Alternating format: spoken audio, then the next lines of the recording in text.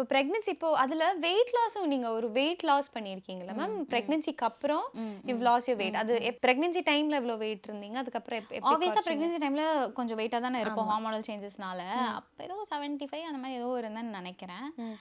இப்ப என்ன அரவுண்ட் 60 அந்த மாதிரி இருப்பேன்னு நினைக்கிறேன். அது ப்ராப்பர் ஒரு வெயிட் லாஸ் ஜர்னி அந்த மாதிரி. ப்ராப்பர் வெயிட் லாஸ் ஜர்னிலாம் இல்ல. நான் வழக்கமா பண்ணிட்டு இருந்தது தான். ஒர்க் அவுட் பண்ணது, ஹெல்தியா சாப்பிட்டது. ஒர்க் அவுட் பண்ணது, ஹெல்தியா சாப்பிட்டது.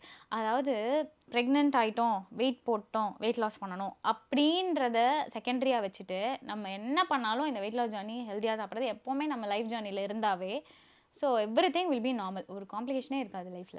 அப்போ உங்க லைஃப்ல நீங்க அவாய்ட் பண்ண விஷயங்கள்னா ஃபுட். அதான் சுகர், ஜங்க்கு அந்த மாதிரி எல்லாமே அவாய்ட். இந்த சமோசா, பஜ்ஜி அதெல்லாம் வந்து எப்பயாச்சும் ஒரு வாட்டினா சாப்பிடலாம். சும்மா சாப்பிடலாம். பட் சில பேர்லாம் daily bajji, daily samosa, deep fried, nuggets, french fries அந்த மாதிரிலாம் டெய்லிலாம் சாப்பிடுவாங்களாம்.